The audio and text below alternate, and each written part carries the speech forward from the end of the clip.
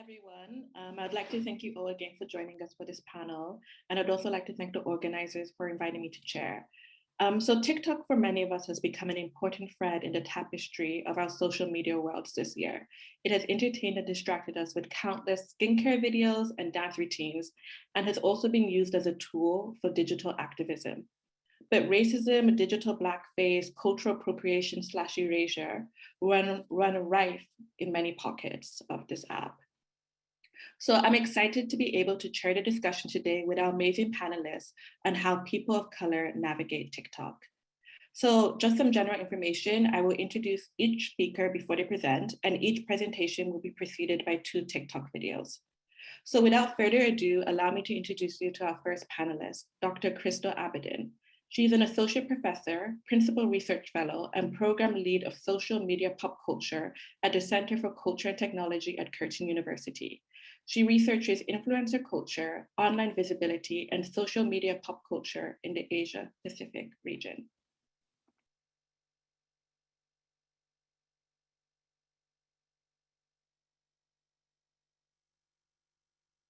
My first time at a yoga studio, this is what the teacher said. What's your name? Joe Kai, Joekye. That is so beautiful. What does it mean?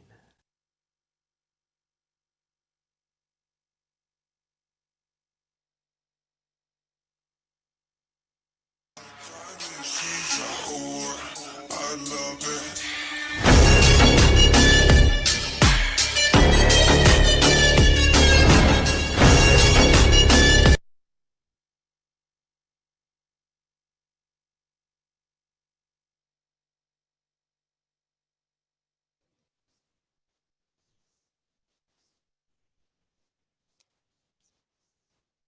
Hello, everyone. Thank you for hanging in there and watching the 2 TikToks that I've selected. I'm going to be sharing a bit of my work and research on anti-Asian racism work on TikTok. And those 2 short videos are a sample of a large corpus that I've been closely observing in the last few months. I'm a digital anthropologist of internet cultures, so it is my day job to understand how young people engage with new social media platforms, new social cultural norms, as well as establish new types of visibility and internet celebrity practices online. To give you an overview of what I do for work, here's what my day in my life looks like. Prior to the plague, this involved a lot of traveling around the world to study how creators in the Southeast Asian, Asia Pacific, and Nordic countries were practicing internet celebrity and influencer cultures around the world. Specific to TikTok, you will see in this last 2 grids here, I had the opportunity to spend quite a bit of time with people to understand how they were making content off screen, offline, and all the work involved in bringing this to life in 15 to 60-second videos. So this involves sometimes attending events alongside influencers and managers who very kindly allowed me to shadow them at various places. I want to offer us now 4 provocations for how we can think about TikTok in relation to some of the anti-Asian racism work that I've been observing. First off, let's kick off with TikTok and its popularity primer. Now, there are several reasons why TikTok has suddenly become one of the most downloaded apps ever. But to go back to the basics, going from my first batch of interviews from as early as 2019, many of the tech entrepreneurs and influencer agencies I've been interviewing put it down to just one key point, that the TikTok app was first available on iOS and it was affordable. People could download it for free. It was portable. You could use it on your mobile phone. And the barriers of entry to using and learning the app was actually really low. Contrast this with something like Instagram or all the other predecessor social media that were first launched for a desktop model or launched for other types of operating systems that may be operated on Google Pixel phones or Blackberries that came with a slightly higher price tag, whereas TikTok here seems to be available on most mobile platforms. We also want to remember that TikTok really came in at the end of the post-Instagram bubble, where users were really saturated and so bored and tired of picture perfection and the pristine ways that we were packaging our lives online. And when TikTok allowed us into the bedrooms of young people around the world, that swift turn and that pivot was exactly what we needed. We're also seeing a shift towards micro posting as opposed to the very effortful labor behind every aesthetic Instagram post, the long form of YouTube videos, all the tech involved in streaming. It feels as if TikTok is really a low barrier of entry space that allow people to partake at their own pace and level. And of course, due to the COVID-19 pandemic, with mass self-isolation around the world, it became one of the most downloaded apps by people outside of the Gen Z cohort, and even became used by medical professionals when the WHO signaled its legitimacy by partnering with it to promote the safe hands message. So here are two examples of young Asian people around the world introducing their parents, trying to embrace what it's like to be a diasporic person growing up when your parents nag you with specific features, or when TikTok allowed different cultures of people to come together. And you see how something that is a very normal, everyday thing, like simple Japanese words, suddenly became really exotic and was assigned celebrity when white presenting people were practicing their quote unquote anime taught Japanese. Next, I want to go through very briefly some of the platform norms of TikTok. Now, the demotic turn is a concept coined by a celebrity studies scholar, Graham Turner, to describe how when something becomes more accessible, we see more ordinary people on it. That makes it demotic, but it doesn't mean it's democratic because not everybody is on it. We just see more ordinary folk who are not elite celebrities. So with TikTok, we're seeing an explosion in demotic diversity. We're also seeing minority celebrities where people at the fringes, when there's so few of them statistically, arise and shine as influencers. They get taken as the model minority and all at once become the spokespersons and ambassadors for whatever intersection of their demographic they hold. A lot of young people on TikTok are also very into pursuing various types of social justice cultures. And with this social capital comes celebrity visibility and virality as well. So unfortunately, some people have been appropriating this for virtue signaling and bandwagoning on various causes without really understanding it. We have here two quick examples of a TikToker who's pointing out how predominantly white presenting people were talking about Chinese people on TikTok in March and all the associations with COVID racism. And then fast forward to April when people were discovering Chinese fashion videos from Douyin and cross-posting them on TikTok. All of a sudden, it was really cool to have Chinese culture and all sorts of people were claiming mixed heritage. With performance registers, there are so many ways that young people are creatively expressing themselves on TikTok. Sometimes it comes in the form of one-upmanship. I know better, I'm going to tell you a story. Sometimes it comes in the way of one-downmanship, where your confessions, your appeals, your crying on camera is a type of competition to see who has it worse in life. Other times we think about netbook virality and play when we engage in challenges and memes. But all in all, the labor that goes behind being seen on TikTok requires us to be visible and legible to both the human eye to attract our interest, as well as the machine eye to make sure that the algorithm reads us enough that we land on the FYP. Last but not least, I want us to think about the idea of a pheromonic long tail. Pheromonic coming from the idea of pheromones. When I smell you and you smell me and we get the vibe and we invite other people to share the vibe. Sometimes humans do that in the dating world. Other times plants do that in gardens. Now, there is also this type of contagion among TikTokers, and it occurs in a chain whenever they decide whether or not they want to convey sentiments, communicate intention, create community, or sometimes even cause strife. If there is one takeaway, I want to introduce us to the concept of subversive frivolity. This is the undervisibilized and underestimated generative power of an object or a practice arising from the very fact that we tend to just cast it aside as being marginal, inconsequential, unproductive, vain, playful. But this type of unhelpful framing is actually quite productive for TikTokers because it allows them to glide under the radar of both the human eye and the machine eye in order to let their contents flourish. That's it from me. If you're interested in more of this research, I'd like to invite you to join us along with at the TikTok Cultures Research Network. You'll find us at tiktokcultures.com, where we do more studies looking at different cultures of TikTok users around the world. Thank you. Thank you, Crystal, for your presentation. It was really, really interesting. So now I'll be introducing Ryan Ken. He is a man of many hats. He is a TikTok star, an actor, a writer, and a co-host of the Let Me Back Up podcast.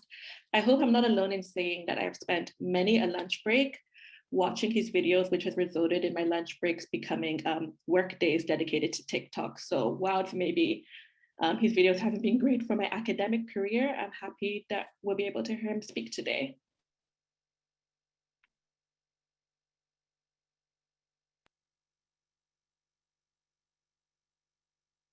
Celebrated professor and author whose latest endeavour explores the lasting legacies of British racism and colonialism. I'm very much looking forward to interrupting you. So you are black. What on earth is that like? Does it hurt? It's not that bad here though, right? How many racisms have you seen?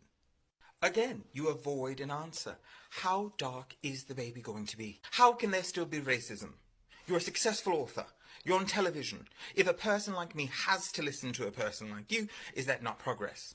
I just feel like there's oops racism, and then there's racism, and you keep flattening the two. Your experience of them as a black person is that they're the same, but I know when I mean oops, and I know when I mean ah.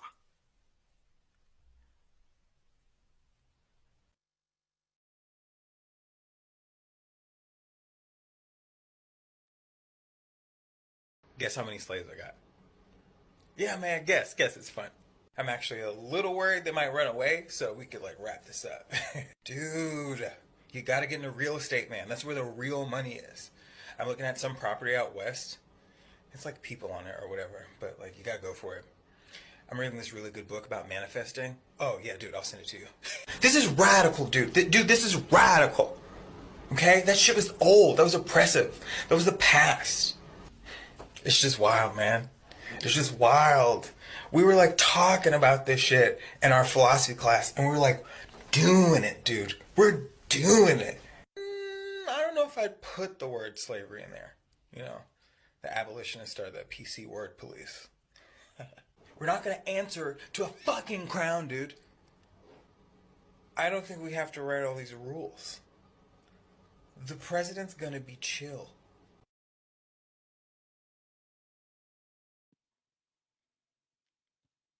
Hello, everyone. I'm going to share my screen quickly.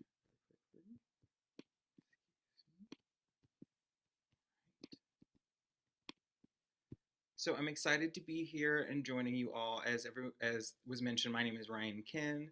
My pronouns are he, him. I am an actor, a writer, a comedian, a podcaster, and this is a really fascinating conversation to be a part of. I'm the least educated person here, so I'm doing a lot of listening today. But I want to talk a little bit about sort of my relationship to TikTok, how I approach my comedy, and how it relates to the conversation today about race on the platform. So prior to acting, my background is actually in music, and then it was in sort of the administrative side of the arts nonprofit, but I also did a lot of cultural criticism as a writer. I came to acting a little bit later in life. It's been fairly a recent practice. And during the pandemic, it was making the TikToks, making the videos was a way to practice my craft. But as I was writing for myself, it also became a way to kind of continue the cultural criticism work that I'd done before, but in a new type of writing. One of the things that motivates and inspires my comedy is that I definitely want to avoid some of the tropes and pitfalls and stereotypes that have been common on online comedy and in the comedy space for quite some time, and I grew up with.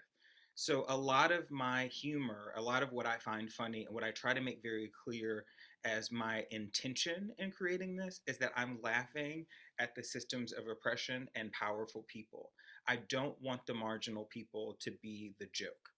And often I've had this experience of rewatching comedy that I grew up with. And for example, you'll see people make homophobic jokes, they'll make trans jokes, and oftentimes the joke is just to conjure the image of this marginal group of people.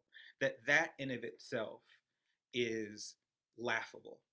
And for me, what is so clear about that and why I often don't accept it's just a joke is that is so clearly connected to violence. Because if someone's existence is in of itself laughable, that is an affirmation of the power dynamic that says those people should not exist. And so I am really careful that my intention is really clear. I still have like I call my friends the council that sometimes I'll send them to and be like, is it clear that this is what I was talking about? And there are videos I will record everything, edit everything, and then delete them because it feels like it wasn't clear enough. And there have been times where I feel like maybe the target wasn't as clear as I wanted it to be, but that tends to be my intention. And that for me is what empowers my humor. And I want as many people to laugh with me as possible. One of the things that I consider, or several of the things that I consider also, is the legacies of minstrelsy, transphobia, ableism, xenophobia, queerphobia, and anti-Black racism in comedy. And I don't want any of what I do to have remnants of those kind of harmful systems present in it as well. And so I make intentional choices about characters I do and do not portray. I often, if I'm wearing a wig, I'm thinking about it in the lineage of drag. I don't want to invoke transphobia. And I just also think that they're not funny. These jokes aren't funny to me, in part because they're so ubiquitous and we've seen them before. So I think that this lens, I know there's a lot of talk about what we can and cannot say in comedy, but for me, it's a helpful challenge because I think it challenges me to create something that feels fresh. So the other thing that I want to talk about is I love that in the materials I have been referred to as a viral TikTok sensation. I will definitely be sending that to an agency, saying that at Oxford they called me a viral TikTok sensation, but that is not true. I have been really viral on Twitter. I've even been viral on Instagram. I'm not on Facebook, but sometimes the videos have gone viral on Facebook. And I have had a couple of really popular videos. This one here you see is actually the most popular video that I've ever made, and it has 125,000 likes. And it's a TikTok trend where someone is saying a word and then the person mishears it and they repeat it, and that's the bit. But I'm doing it about sort of how the media talk about police violence or the racialized violence of white folks in the U.S. And I was also a reluctant TikTok user. I came to it through some friends who work in tech who were saying that, if you want to grow your audience, this is the platform that you want to be on. But I have experienced some popularity on TikTok, but like other Black creators who I now have more access to, I struggle to have consecutive popular videos. I don't necessarily have the same audience that some other creators have. And I think it'll be interesting to sort of delve into some of the challenges for Black creators on this platform with this panel. So, because everyone else here is smarter than me, and I want to ask questions of the panel too, and these are some of the things that I've been reflecting on, not just as someone who makes TikToks, but as a TikTok user. One of the questions I have is, why are the dance trends, sounds, challenges that Black folks create on the platform significantly less popular than non-Black creators? I often have the experience of watching these videos with a really popular sound, and then you click the sound to see the other videos that were made for it, and you go to the original, and if it might be a Black person or might be a Black person speaking, and the original video, despite it being ubiquitous everywhere, you're singing it all the time, has significantly less engagement than maybe a white person just lip syncing to it.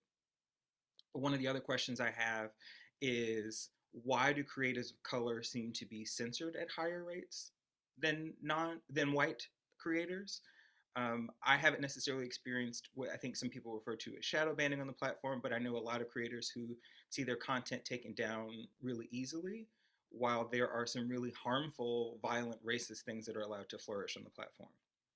And another question that I have is, will TikTok fame for creators of color or marginal creators, disabled creators, facilitate the same kinds of opportunities that they have for white creators? And those are some of the ongoing, lingering questions I have as it relates to this particular topic. But I'm really excited to delve into this with all of you.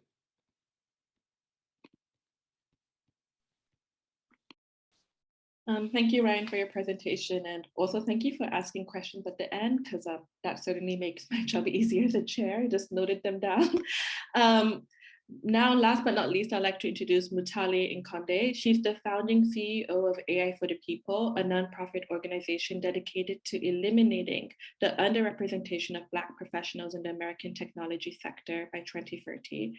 She is also currently a fellow at Stanford's Digital Civil Society Lab, as well as an affiliate of the Berkman Klein Center of Internet and Society at Harvard.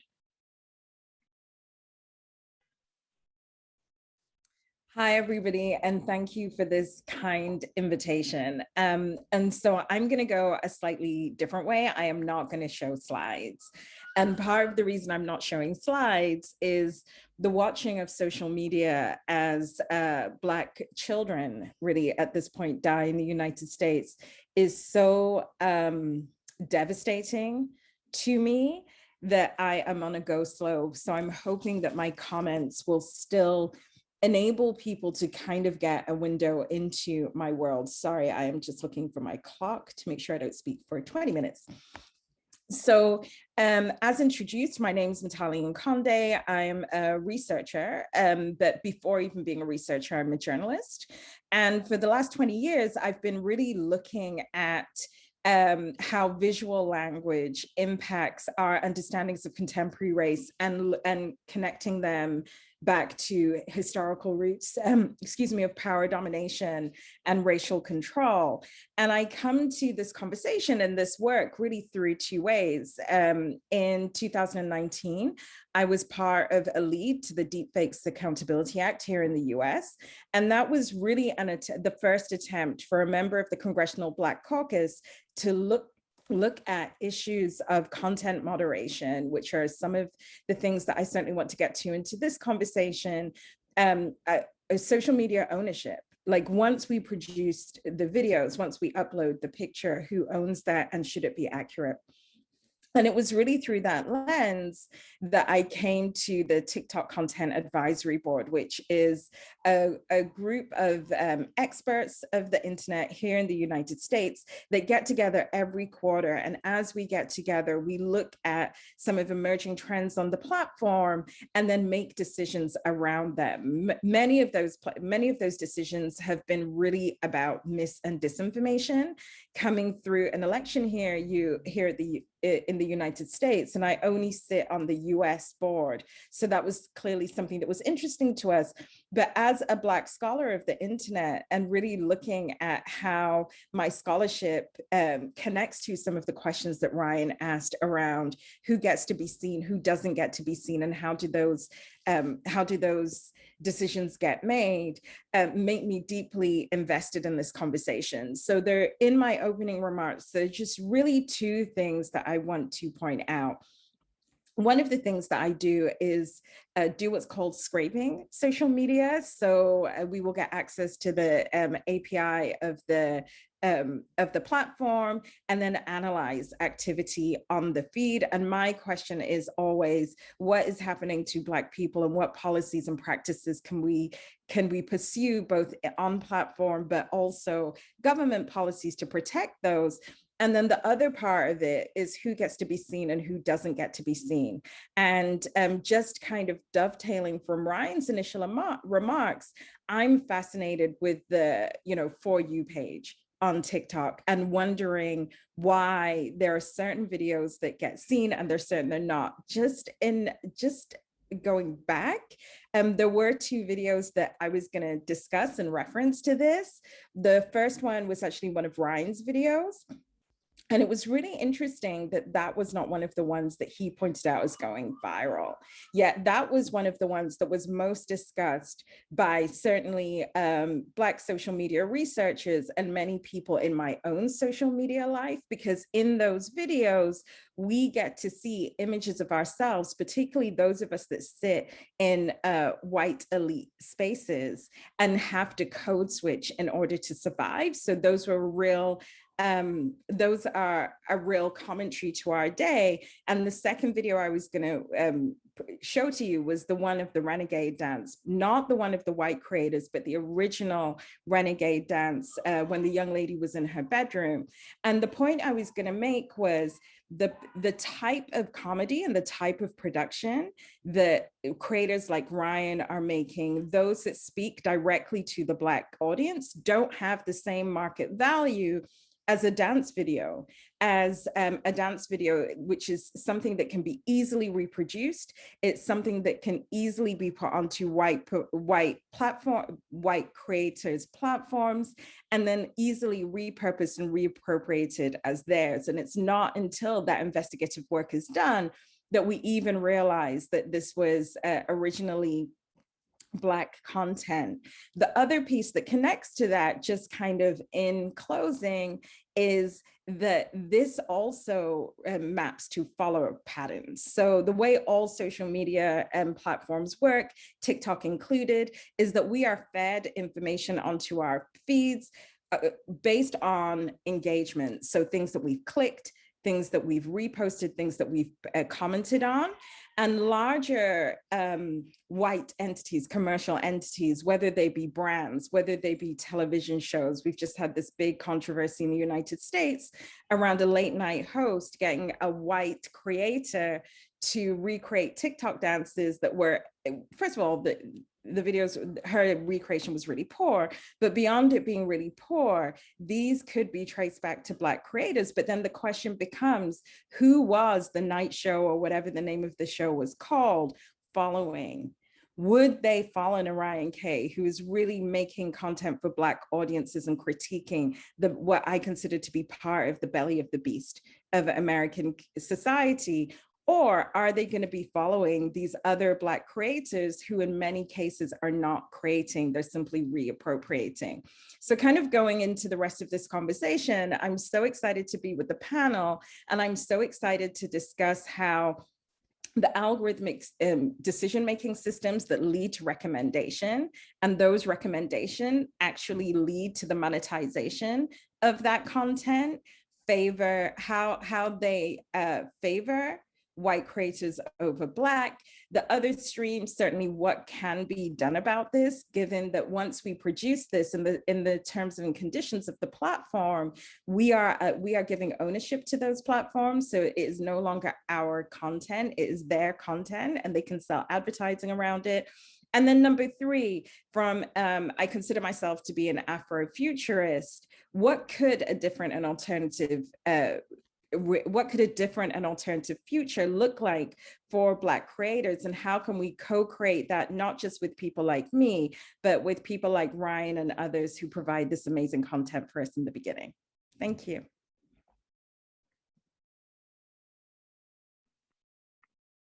Thank you, Natalie, for your presentation. Before I go into my closing remarks, we're just going to screen the video, Natalie's original videos.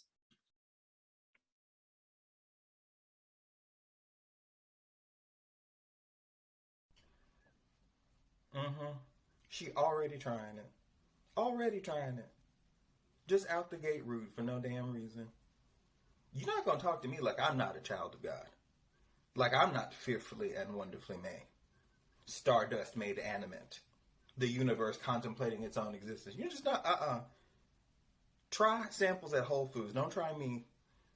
Oh, wait, hold up. She's calling right now. Hold on. Hi.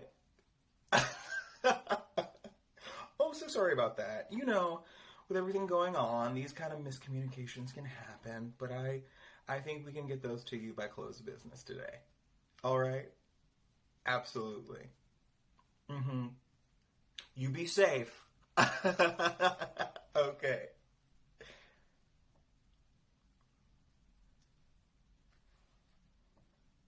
told her.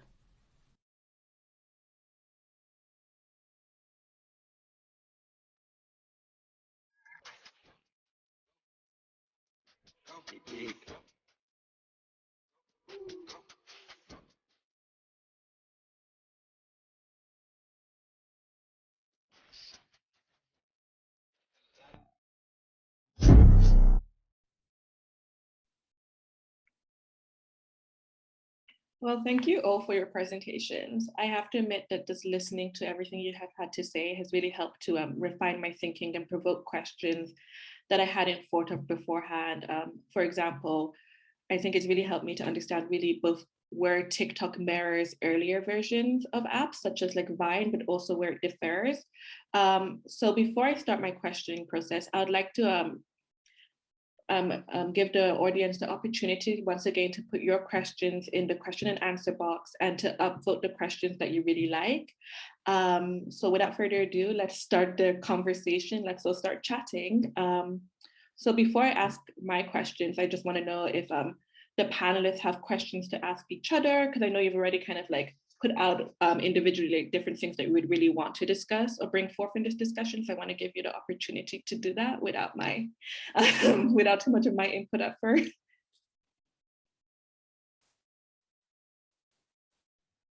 I would love to ask Ryan a question if that's okay.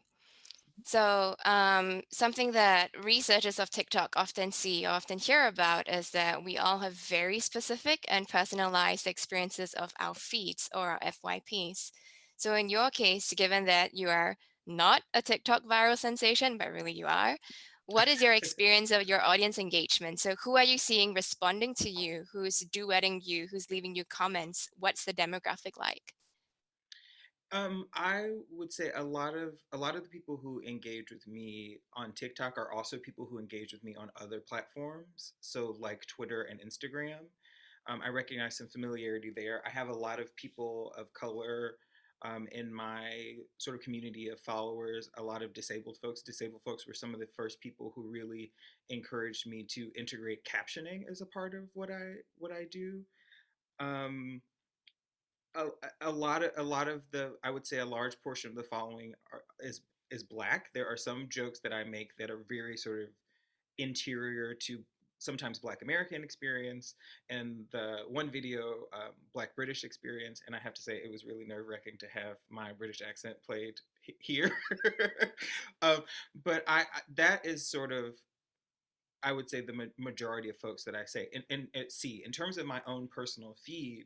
It's a lot of comedy. It's a lot of people who do social justice learning and teaching. I follow a lot of indigenous creators, um, and, uh, and a lot of those kinds of accounts are where I see similar types of engagement. I actually have a question for Ryan as well. Ryan, I'm really interested in the commercialization of Black creation on TikTok, but social media generally. And without making you tell us your tax return, because I don't think that that's appropriate. Could you just speak to us about kind of what the monetization pathway could look like? It should look like, I think, for you, and as much as you feel comfortable, what kind of engagement you get from industry, just as we're seeing, I can't remember her name, but I do like her, the vegan TikToker that got picked up by CA and then ends up on Ellen. That just seems to be such a niche experience. And I know with the Congressional Black Caucus, they're really looking for ways to support like folks like you, who quite frankly got us through the pandemic, but you're not on Jimmy Fallon. It's so at this point, and I also too want to sort of give context for my experience that it's pretty novel and recent. So I started getting attention for my videos on Twitter first toward the fall of last year, and moved to TikTok, I think either early, I think the end of 2020 or early 2021.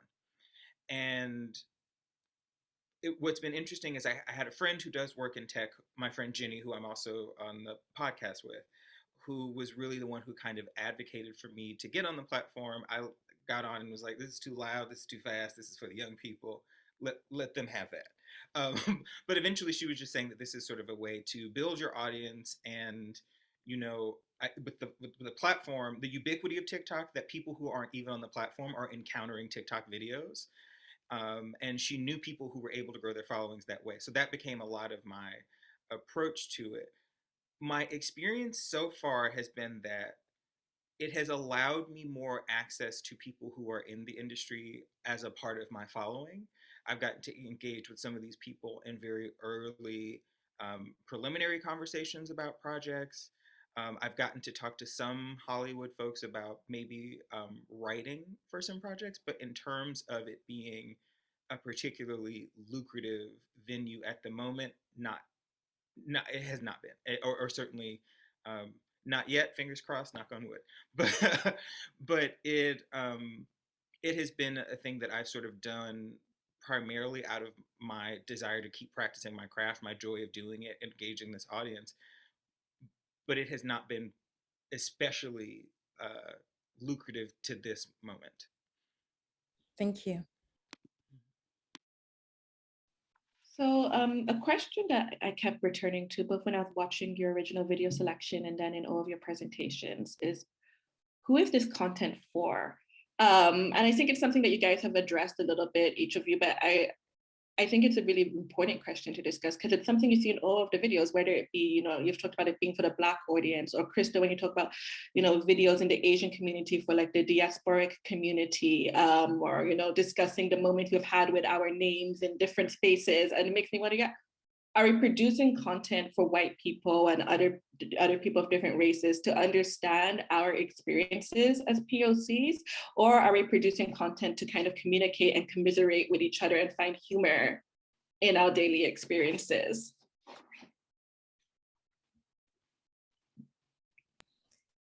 I think in my work, I'm always looking at the Black interior. And what I mean by that is the promise of social media, and we've seen this in other platforms, has been where we have faced gatekeeping, particularly in the realm of entertainment, for example. We have been able to go and use these platforms to build our audiences to really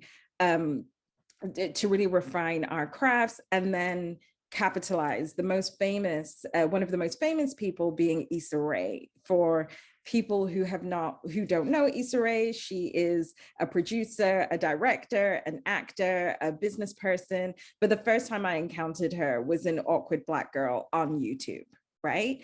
And then following YouTube, seeing that get to HBO here in the States, it feels like a Channel 4, Channel 5 type of thing, potentially in the UK. And now movies, and she's about to launch basically a 360 series of businesses that means that she can become a studio, right? And in that case, in that particular case, all the trajectory of her career has been in and around Black people, Black women and femmes specifically, and queer folks. And that's been extremely successful. There's the same, I don't have her name, but the young girl that did Little, I think 2 years ago, she's 14, she's on the show Blackish. Recently, she didn't use social media. She was actually on a television show and then went, but it's the reason I bring it up was that's an example of somebody who recently said that they were not going to produce content around Black pain.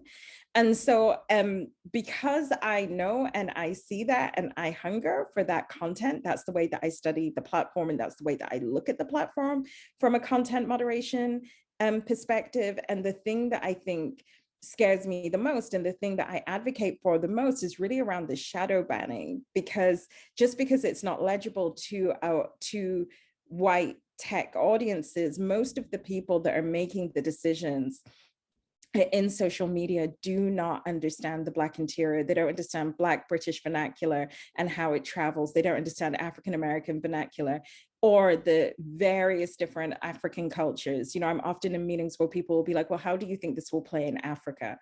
And I think that's the most ridiculous question that you could ask any person, because how does it play in Europe? Because if I'm in Poland, how do I know what goes on in Portugal? Or do we even care? You know, that's how ridiculous that you sound.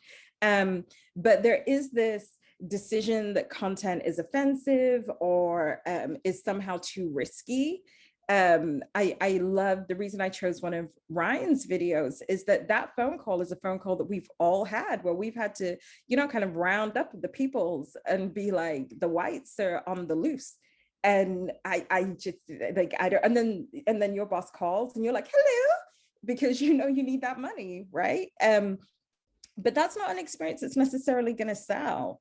And so it's interesting. The reason I brought up dance, it's interesting when it's something that is easily translatable and does not confront.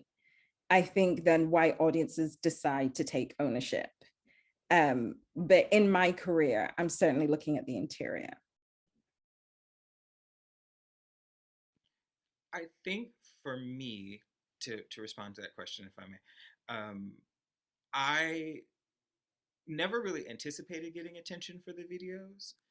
The goal of them had kind of always been for the people that I'm in community with, and so my perspective has been particularly interior. In my life, having worked in the nonprofit sector, done all this other stuff, I'd done a lot of anti-racism, race education. And so in my free time, I did not necessarily want to do that. these were topics and things that I cared about. But my goal in confronting and creating narratives about race is not necessarily to explain. And I don't want to delegitimize that work. And I know that people on TikTok who do that work well and meaningfully, and I do think it's important. But for me, it was often about sort of finding voice for a common experience for the from the vantage point of the person who is experiencing it. And so there were a lot of a lot of my thinking around how I approach my content is what it is. We tend to ask a lot of the same questions when it comes to race. What are the questions that we don't ask, and who don't we ask of them? So even in the Black British report, the reporter, the BBC reporter, bit, it was about asking the question of like, what is the need to distinguish between intentional racism and unintentional racism? How is that a part of maybe soothing the cognitive dissonance on the part of the person saying it? So to ask a deeper sort of question beyond that. And it's not necessarily out of explaining, but it's just kind of out of a curiosity of, I think, an experience that is shared among a lot of Black folks in all kinds of professional spaces, including journalism. I think I'll answer your question, Iyone, from macro to micro. I think there are four main things we need to consider when we answer who is the content for. The first is the architecture. So based on research in the Asia Pacific region, we understand that every country in this region, because of their rich diversity, basically has its own TikTok hit office, which means that every country has a completely different design for its algorithmic recommendation system. It's got a different practice of seeding. So case in point, in South Korea, the very first batch of TikTokers were K-pop stars. So that became the sort of avenue where mainstream celebrities carried over their privilege and their social capital into social media.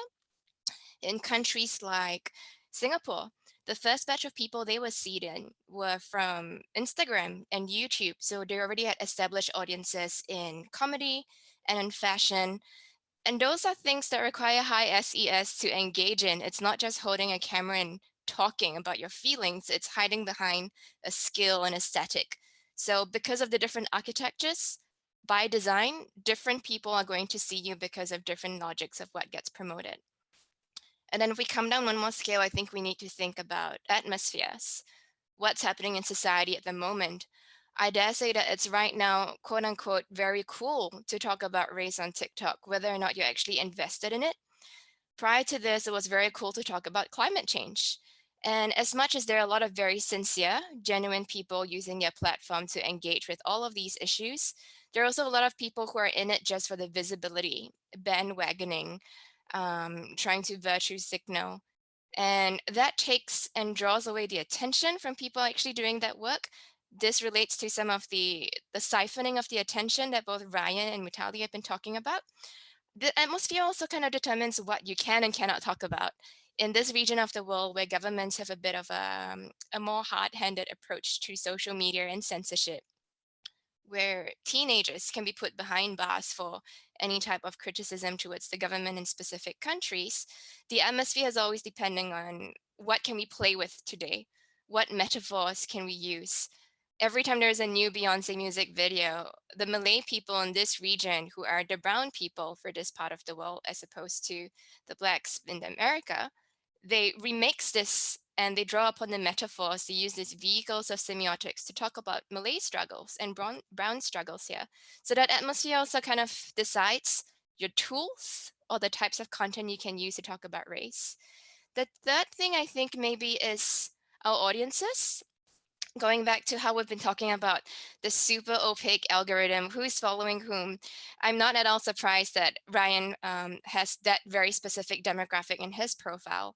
In research, there is this method I really enjoy that my colleagues employ called building a social media profile, meaning the same researcher may have like a dozen accounts where they think in the mindset of a 60-year-old grandma or a 5-year-old boy. And on that app, they engage with the content as if they were that person, just building upon different persona. And it's shocking to see just what you get in terms of how the app profiles you. Mutale did talk about, how these apps are profiling us. They're really extracting a lot of our information, our advertising data. So I do know of a group of researchers who are advocating with fudging your details when you sign up for things. If you want fewer ads on Facebook and TikTok, apparently just be a man. Use all the male pronouns. You don't get pink washing things at you all the time. And I think the last thing to consider, so we've had architecture, atmosphere, audience, the last is agenda. And this is the kind of thing you have to ask every TikToker to like touch your heart and ask yourself, are you in it because you're just happy to do this? Do you want to create community and make friends? Are you okay if you bring attention to a cause, but you're not remembered as the person who pioneered this? I think what we have here in TikTok is a clash between meme logics, where the idea is just to spread and you don't need ownership. You're just happy people know this thing, versus influencer logics, where you want your copyright and your watermark on everything. If you've ever thought of an idea, if you make one gesture and people don't credit you in a dance, you're like the next person they're coming for on TikTok for stealing ideas. So we're now grappling with this clash between meme logics and spreadability and influencer logics and wanting copyright and ownership. And we are still in that moment of deciding which we want to go for individual TikTokers. So I don't have an answer for you, but I do have to say that literally where you are in the world, what phone you use, what audiences you have, and then your own agendas and intentions probably will answer your question. That's so interesting what you guys have all said. I have to admit, I think I've been indirectly fudging my details on social media for a long time because I know that TikTok does not know who I am. My For You page is very messed up at the moment.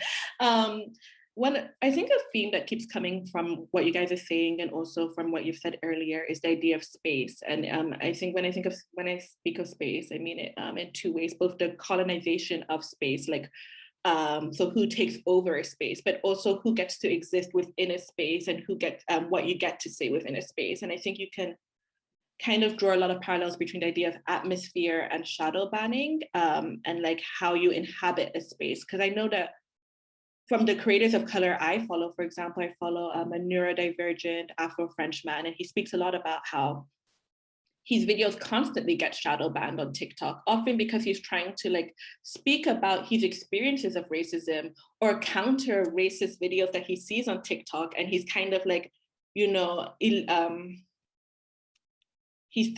not allowed to exist in the space of TikTok. So they shadow ban him, control access to his account, versus other people who get to really exist within the space of TikTok and own the space in its entirety. I don't know if that.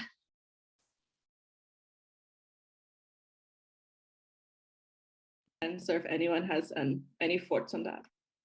I think it might be about comfortability as well, because in the banning process, I think it's helpful, certainly when I'm speaking to trust and safety teams and we're thinking about what should we upgrade, what recommendations do we have of upgrading content, what should be left alone and what should be downgraded, is and this can be very malicious. I see this on Twitter. This can be very malicious, where a group of people could come together and potentially ban or look at a particular account. And I think what's so interesting about that particular example, and it goes back to something that Crystal had said, and I kind of have just not necessarily a response, but just a provocation for Crystal's last point. But Crystal was talking about atmosphere, right?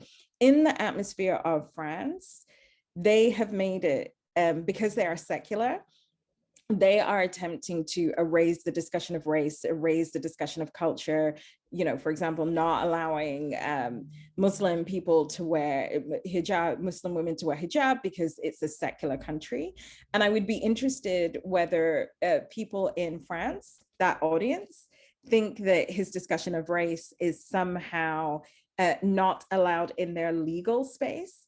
And therefore, even when it goes to the digital, those same norms and logics of that particular society would then lead to complaints, which then takes it to TikTok trust and safety. And if there's a certain, depending on what their barriers for the interest of this response, if you have 10 complaints and you then maybe get banned, the issue that creates is that it then creates this data log, right?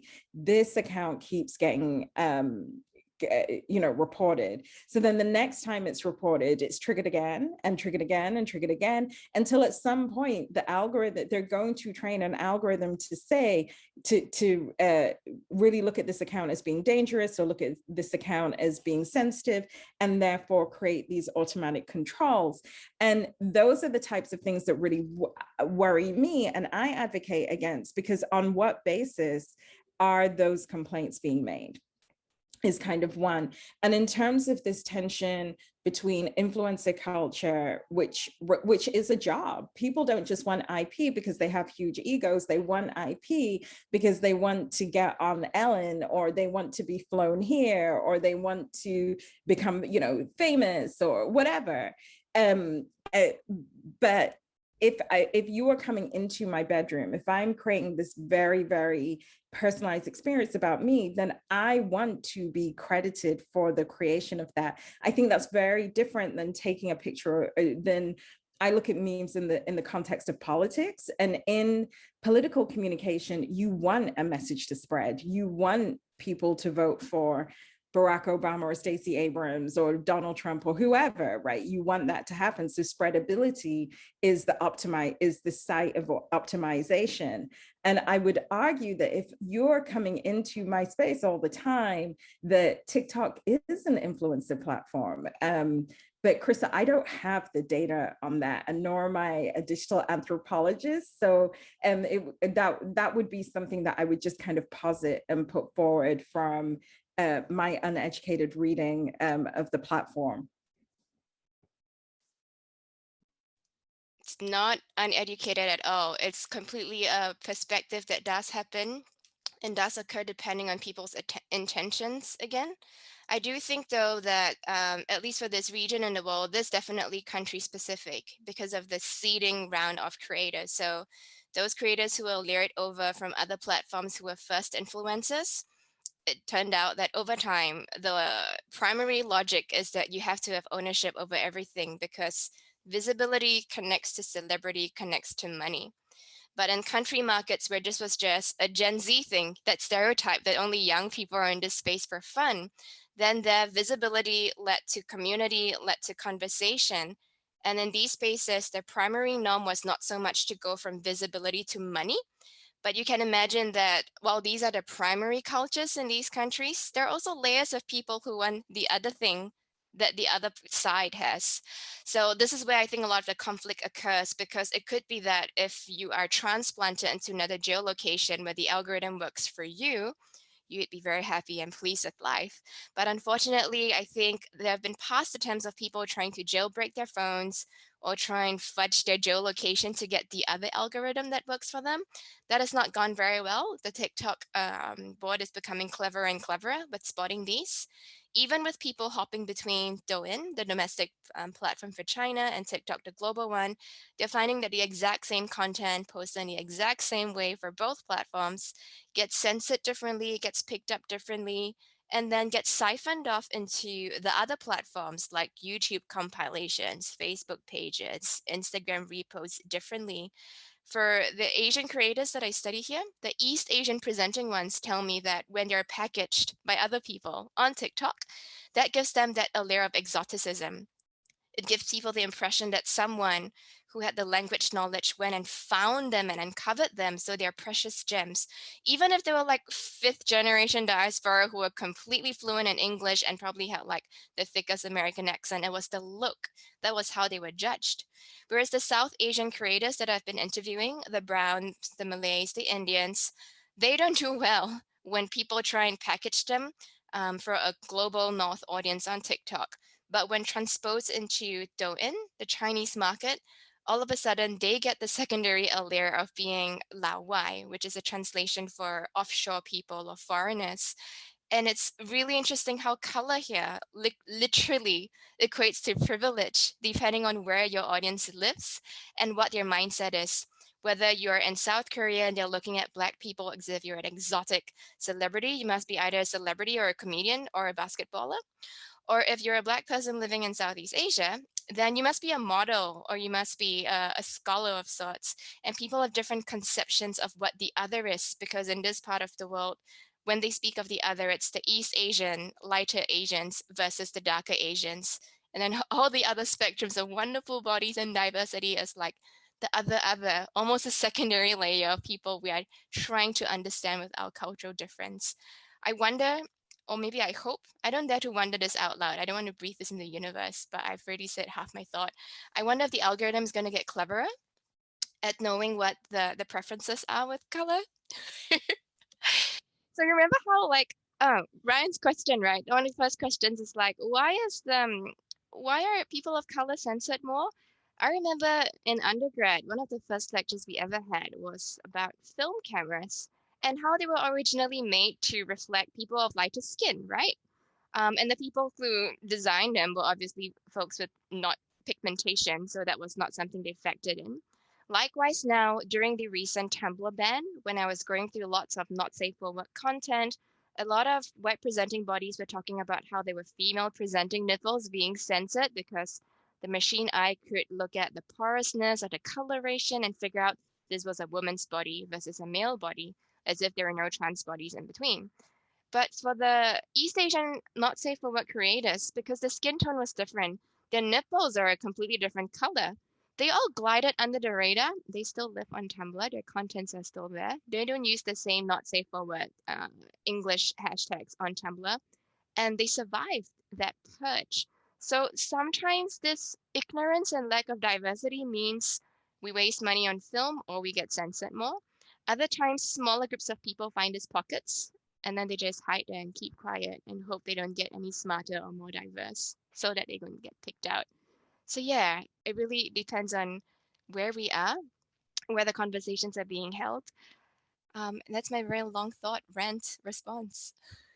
And Crystal, you really spoke to you. I freaked out because you spoke to something that was exactly that is my curiosity about this space, where I'm not necessarily sure about all of the operations of TikTok and how the platform is mediated by humans, but I don't necessarily imagine that it's a human being who's necessarily going and censoring all of these sorts of things. And I think about the history of the camera, like you said, how it was built to photograph white or fair skin.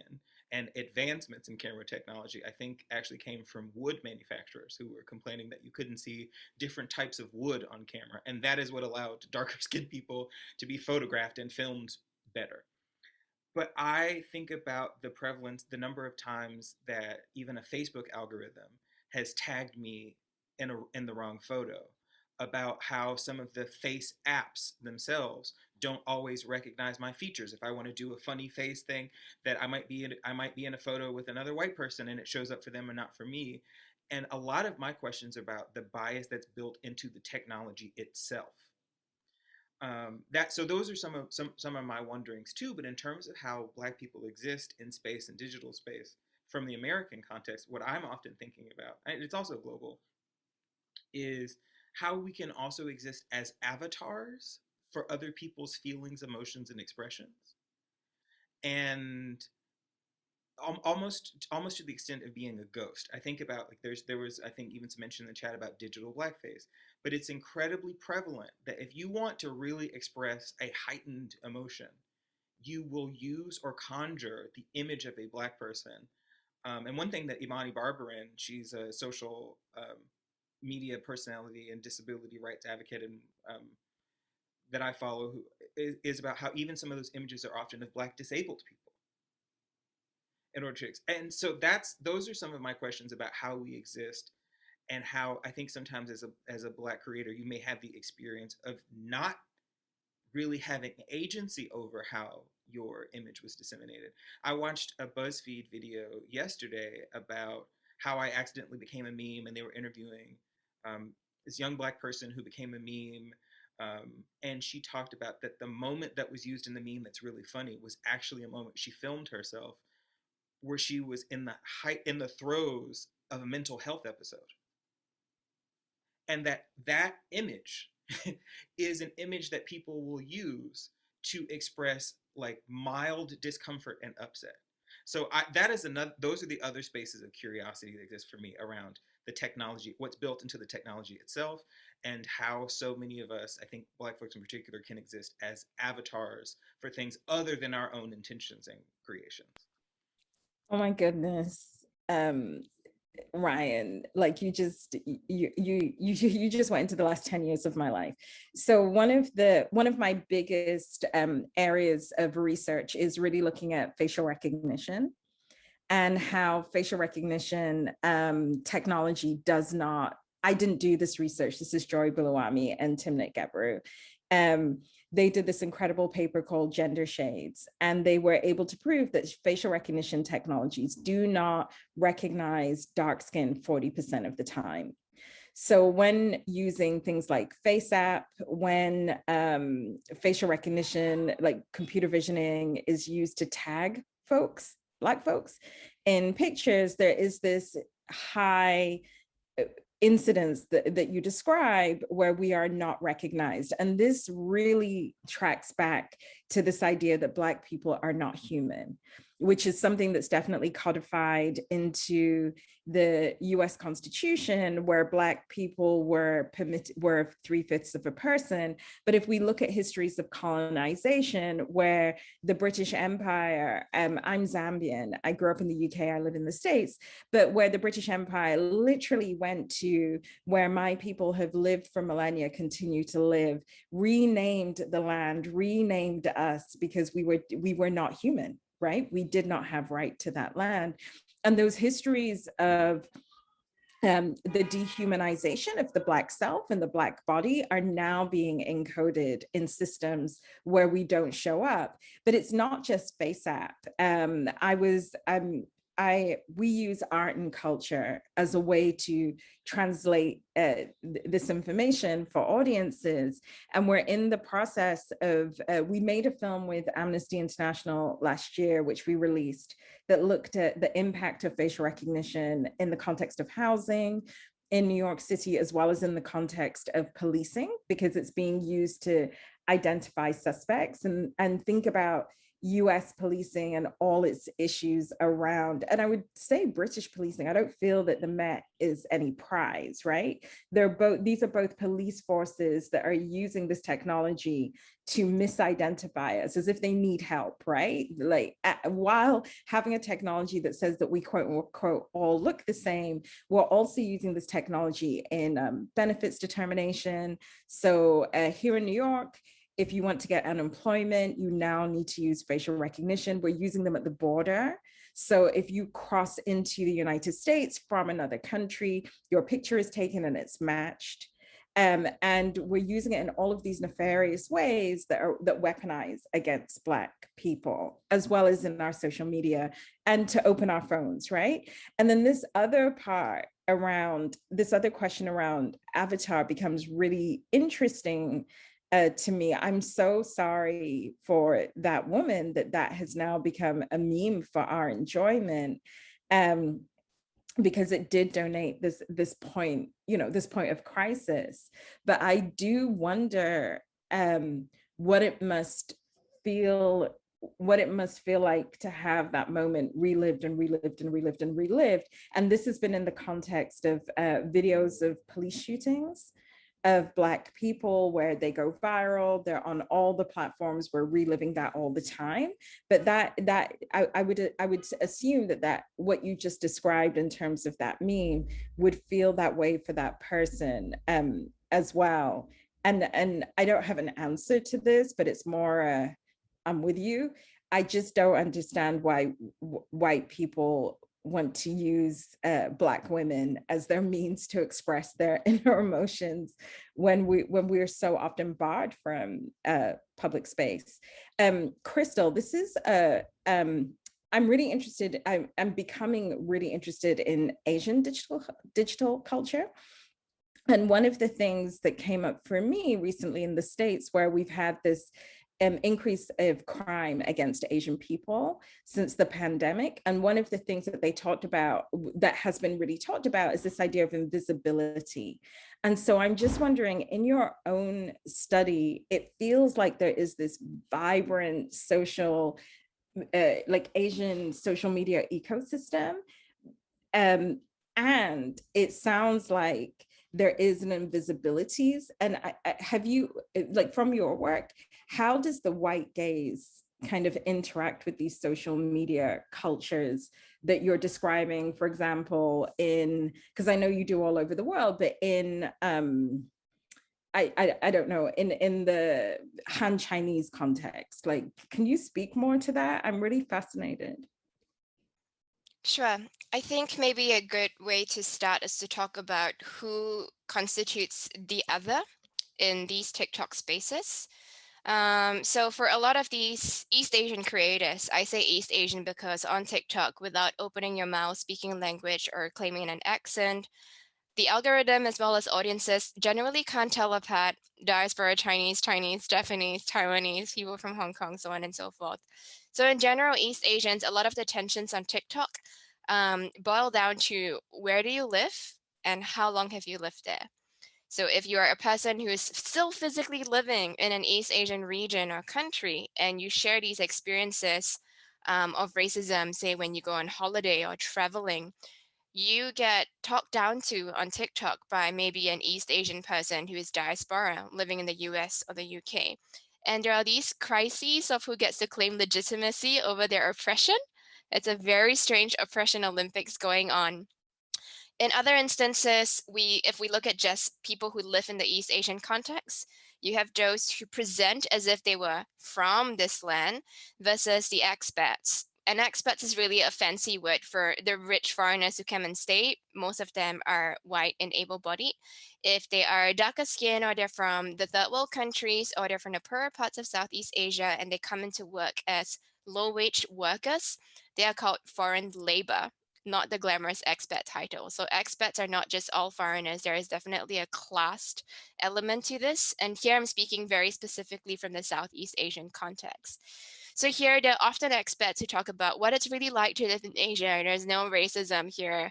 Coronavirus is okay. COVID is under control. And then you have the locals coming up saying, that's because you're looking at this from the lens of being a short-term tourist living in a very nice, pretty house because you're on a package pay, as opposed to the everyday commoners living on the street. That's the second other. The third other, which is the most delicate to study, boils down to class relations. There's a lot of old money in this region. It is not at all helped by the fact that one of the most prominent popular cultural imaginaries of Singapore now is Crazy Rich Asians, or if you're on Netflix, A Bling Empire, and all of the East Asian diaspora living in the US. Obviously, that's like the elite top 0.001%. But when you have such little representation in that part of the globe, the only access you have to this becomes your trope, and that becomes your own worldview of what this place must be like. So when people talk about oppression, struggles, even access to vaccines, who gets to go on a holiday, book an island maybe and invite their friends over for a holiday, you see a lot of these discussions over the haves and the have-nots, regardless of color. And these come out very differently on the TikTok space. So for instance, there will be some dances, some parlance, some cute slang and lingo that are off the people of the ground. And if the privileged influences of this space, if the socialites on these spaces use them and appropriate them, they get called out to no end for appropriating something that belonged to another class. So I think this is them really dissecting beyond race and beyond color, just because those are not always useful concepts in this part of the world where colorism is not the primary way that people are identified, when so many nationalities and cultures come on a very, very small gradient.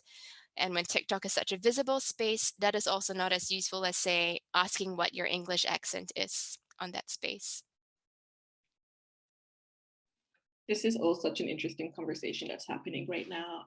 If I had more time to like just be asking my own questions, I would have loved to discuss kind of the appropriation of both Black features on TikTok and Black emotion, but as well as Asian features we've seen on TikTok with both like the fox eye trend and Asian, and also like just the kawaii trend that happens on TikTok, and all the people who love K-dramas and think they're experts on Korea, and this appropriation of this and how it maybe differs a little bit from earlier historical periods of appropriation, because I think we've always had appropriation and colonialization of ethnic cultures and of race.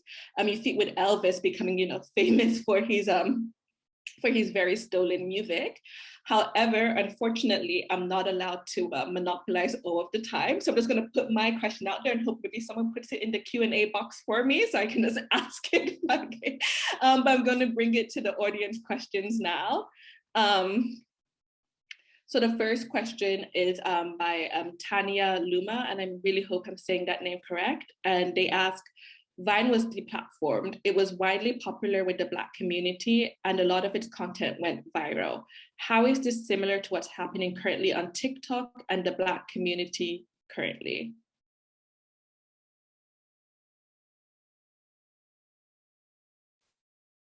Any takers?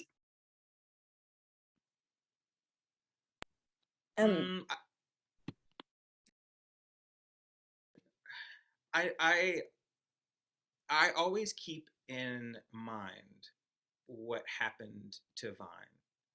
And a lot of what I try to tell myself is that if there's any sort of currency or kind of attention that has been gained from any of these platforms, that they are subject to business decisions and they do not belong to me. I often try not to think too hard about the fact that uploading to these platforms means that you are giving rights to these platforms as well. I think, let me see.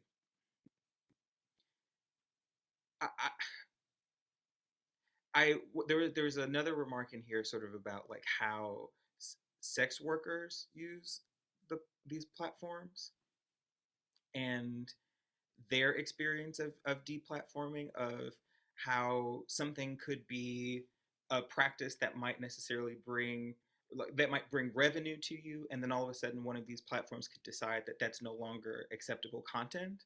And so I always sort of move with the knowledge that as popular as a thing might be, that it exists in this state of precarity.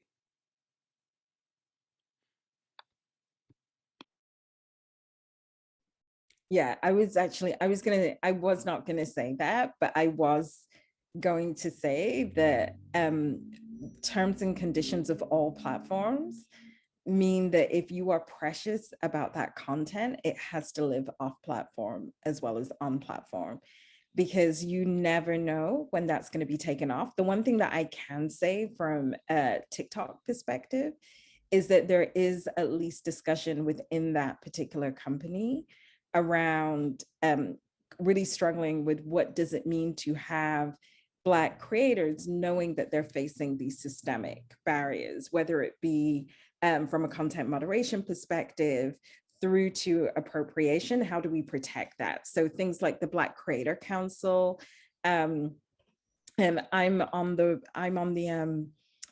the board, but then I have a project, which I guess is not so secret because I'm about to say it and this will be reposted, to definitely recommend more Black people on the board, including those who do not see the world in the way that I do, because I think having one Black person on the board isn't diversification. That's literally having one Black person on the board. And, you know, and if you're happy with that, then you should be ashamed of yourself. Put it out there. But there has to be a way to move. If you are looking at this as a job, there has to be a way to take what you're doing. And I'm only speaking in the context of the American capitalist system and TikTok US, which is definitely an influencer environment. Thank you for that language, Crystal. Like, if you are in an influencer market, then you have to find a way to get off platform and to monetize, because that it does not belong to you. I also want to speak to, I think, to that question in terms of what it means in terms of content. I think that there is a lot of similarity as in regards to race. I think there's a lot of similarity between some of the content styles of Vine to TikTok. And I think a sort of repetitive binary TikTok style is very reminiscent of Vine in the ways it's a Black people be like, white people be like, and that kind of comedy has a really large cachet. I also think that it is not uncommon for platforms and even television networks to use the cultural influence of Black people in the States and globally to build revenue and then eventually abandon those communities once they have reached a place where they can do business with maybe the people that they might prefer to do business with. And so those are also sort of the things I keep in mind. I want to be very careful that I'm not saying that is what TikTok is doing. I know TikTok has got money that I do not. So those are the things that I reflect on as it relates to that question and the similarities between, and I know that's not exactly what it was getting at, but I think it, in terms of the kind of content that flourishes, I'm aware that if I did a certain kind of humor or certain kinds of bits, that I could likely get more engagement. So I'm in the very unenviable position right now, having to choose one last question because we only have 10 more minutes. So kind of like a rapid fire answer of that last question. So I'm going to ask Belu Rusum's question. I am really sorry to the audience if I'm butchering your names. I'm trying my best. And they asked, and I'm going to broaden their question a little bit. So they asked, what opportunities are there to refine what Blackfishing looks like on TikTok, especially with the audio component used by white users? And I'm going to broaden that a little bit to include, because I know Crystal, when she originally was deciding on her videos, she also sent a lot of videos that could be called Blackfishing within the Asian community of like white people misappropriating like Asian, Asian voices and Asian cultural iconography in the same way that we often see with Blackfishing in the Black community in terms of like this imitation of who we are. So I'm going to broaden it so that you guys can do like a rapid, like hit the key points answer thing before we have to wrap up the panel. I think this is a really hard question. I chose the hardest. You did. I think a lot of the questions about Blackfishing, around blackface, around using Black images, this is my sort of quick take on it, and it's not an answer. But I think when we talk about the cultural influence of Black folks in entertainment, in music, that there are entire genres, entire styles of comedy, entire presentation stuff, like even Mickey Mouse is based on minstrelsy. And like, I think when we consider sometimes that entire our entire art forms are shaped by the influences and inputs of people. I think sometimes when we have conversations about appropriation and blackfishing, we're talking about instances of degree. When that and I don't know if that's an answer to that question, but that is often what I think about is when I think, for example, of music, when you think about the fact that most popular music forms in the United States have origins in rhythm and blues and gospel, what does it mean to talk about appropriation and blackfishing when the whole genre is appropriated? Those are some of my larger questions.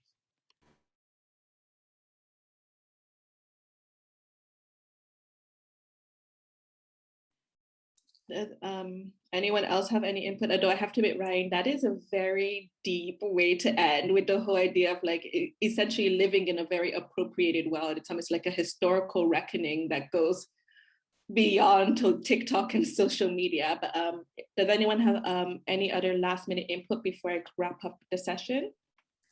Could you just repeat the question really quickly? I had to plug in my computer. There was a lot happening here, so I think I might have missed. So the question was essentially how TikTok can be used. Sorry. Oh my gosh.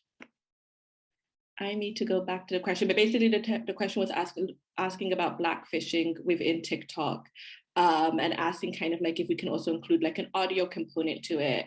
And then I expanded the question to also include kind of how white users also, I don't know, like blackfish within the Asian community, but I don't know the correct term for that. But I see like the same trend happening in both of these communities when it comes to how other people engage with our voices, our face, our identities, kind of like costuming it in a way. So I also don't have a response, but I do think specifically in the American context, there is this expectation that Black cultural work is somehow national property, whereas white cultural work is discrete, right? It can belong to owners, it can amass wealth. And I just think of, Ryan talked to music, but we could also say the same about food. If you live in the American South as a white person, you are probably going to like things like fried chicken and biscuits and other foods that would have been formerly prepared for you by enslaved people and have now become like Southern cuisine. And it's not Southern cuisine. It's very specific. It's a very particular Black American practice that actually dates back to cooking practices that were brought from Africa with the people, and they continued where they can in America. And I think one of the, from my perspective, this isn't a TikTok perspective, but from my perspective, I've just seen such a lack of literacy around the culture of content and around the idea that you can actually blackfish, that when confronted, I'm sure white creators, I can certainly say from an engineering perspective, when I've confronted engineers and talked about how there is racial bias within the technologies that they create themselves, they don't know. They really do think that it was an original idea that they came up with. And because we live in such a segregated world, at least here in the United States, and I would argue in the UK too, like there are whole places in the UK where you just see white people and nothing else, that they then get to bring in this new thing and claim it as their own, because there isn't this culture, we don't live in a culturally porous environment. And so that would be my response, that you first have to let people know that it's been blackfish, you then have to create rules and regulations about it, and then you have to create an action plan. So it's incredibly difficult. Krista, any last thoughts before I wrap it all up?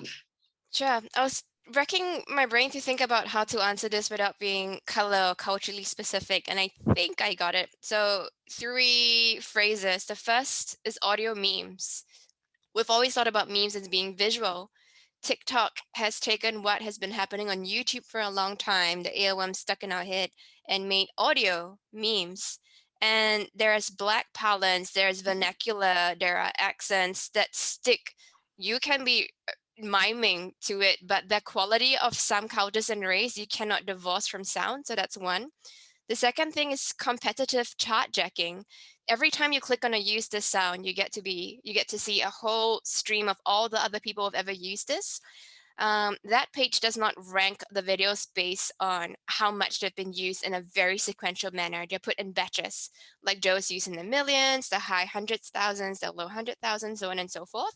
So whenever people are appropriating a new meme or trying to use and remix a new sound, there's competition over what this sound can be dominantly used for.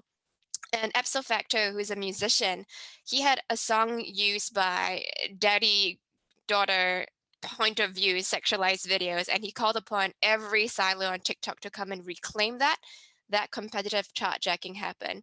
The last thing that I think is so special that we haven't really yet talked about is the duetting feature on TikTok. It used to be that when you clap back or respond to someone, you made a follow-up YouTube video and pray that YouTube shows it on the sidebar when you're watching something, or you respond in a tweet thinking and hoping people click on read the thread. But on TikTok, it's the original and it's you. You literally speak back on screen to that person. So the space for resistance, challenging that, just mocking someone by staring at them because they should not be doing that thing, that's beautiful and wonderful. And it's all down to a specific feature offered by the space. Thank you so much for those thoughts. I really, really wish that we could all expand more because there's so many more interesting questions in the Q&A box, and also just, I don't want to leave this conversation. It's just been so fascinating. But I want to assure the audience that the panelists can see the Q&A box, so they have seen your questions. And so just thank you once again to the panelists for coming to talk to us all today. This conversation has really just truly been thought-provoking, and I hope that the audience has enjoyed it as much as I have.